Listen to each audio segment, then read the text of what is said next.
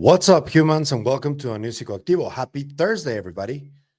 Okay, so this is going to be a final warning and a final PSA, public service announcement, before you tune in to Amazon, if you're going to do it, and watch The Age of Disclosure, because there seems to be a lot of confusion going around as to what the purpose of this documentary is. I think it's become clear after three hearings, three failed UAPDAs, and now this film that disclosure since 2017 has been a movement that has been largely controlled by government officials and scientists who are friendly to those government officials. And they want for this disclosure to happen in a certain way. And that's why Carl Nell came out with that presentation talking about the potentials of catastrophic disclosure. I do disagree that there will be societal disruption if something is released catastrophically, as he says. I think unadulterated disclosure is a better, more suitable term to define this. And I think the catastrophic part, yeah, it would happen, but against the people that currently have the power, that currently have control of the large corporations and technology and all of that. And I think that focusing on the government control disclosure that all of these people are trying to push is actually not getting the full truth, is supporting the type of disclosure that they want out.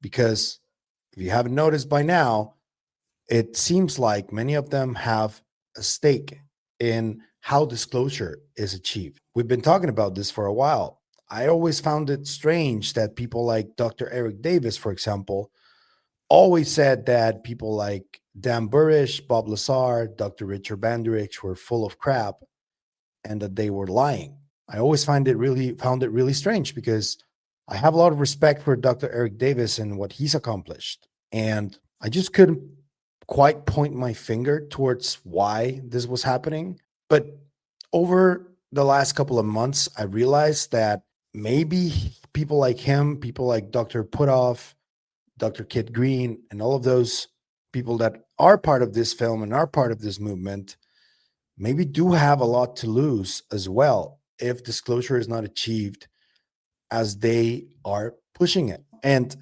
just a word of opinion before you go watch it, if you are going to watch it, understand that this movie, the main purpose is to gain mass attention from people who are not following the UFO topic and know nothing about it. For people like us who are following it constantly, we can see through what the main purpose of the film is. But I think it's a net positive that it will garner a lot of attention if the movie does well.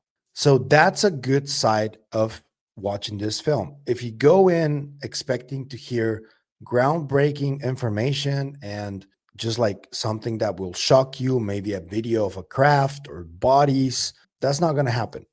People I know have already seen the film and none of that happens. But it is important and significant to point out that yes, there's a lot of people within the military, intelligence community, politicians who joined together in a project to talk about UFOs in a serious fashion. That had never happened before, and that will inevitably have an impact, whether people like it or not. But we do need to be constantly aware of what the end goal is. I mean, you can watch the film, you can understand the purpose behind the film, which I just told you about. That's what it seems like. But at the end of the day, I think that there are like a number of important first principles facts that we cannot ignore. One is that there seems to be a war for technology. There seems to be like these aerospace companies that are considered old primes. They're currently in a fight of sorts with the new technology guys, which are like Anduril, Palantir, SpaceX, all of these people that have a lot of power They don't have old money power, but they do have power. One of them is the richest man in the world, which is Elon Musk. There's currently a struggle there. And if we want to focus on investigating the phenomenon or edge technology, I think that the better idea would be to focus on people who are doing the science, who are investigating phenomena constantly, who are talking about consciousness, people who have had firsthand experience and stuff, experiencers, people who had sightings, people who suffered injuries from UFOs or UAP. Those are the ones that we need to focus on because that's where the real data is. But I think still that this film is going to have a massive impact if it does well.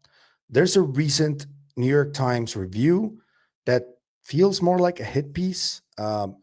They are essentially calling people chumps if they believe anything this movie has to offer. I would just say you need to learn how to read between the lines because they're not going to flat out tell you or show you everything. But the film does have this purpose that I told you about. And there is also the underlying aspect of this tweet, which I already talked about in one of my previous videos, but we have to discuss it further because this from Game Tech Politics, and I already talked about the potential for President Donald Trump to make some sort of an announcement. I asked him again earlier today, and Game Tech responded. He said that it would be in January what he's hearing, but that the current state of affairs with the Epstein stuff and all the NDAs and all that is currently stalled because of everything that's happening. And there is a component of like a plan to have President Donald Trump be the one who discloses stuff. There is a plan there that has taken place for at least a couple of years now.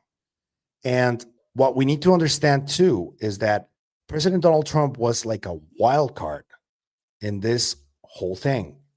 Because if you remember, the first time we ever found out about any of this, of the new post 2017 movement, was through a WikiLeaks email chain from Hillary Clinton, where Tom DeLonge talks to John Podesta about UFOs. The thing is, President Bill Clinton already had plans to investigate this.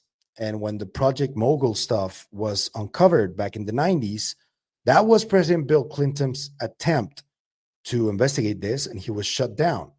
Given that he was shut down from the government, being the president, he just kept trying to investigate this and to disclose something. And then the endeavor transitioned to his wife, who became a presidential candidate in 2016. And everybody thought that she was going to be the one who won the elections. And the plan was for her to disclose. And you all know what happened afterwards. So now all of those people that were involved in that effort had to deal with Trump after he won. And right now, given that he won the presidency again, the attempt is to get him to disclose.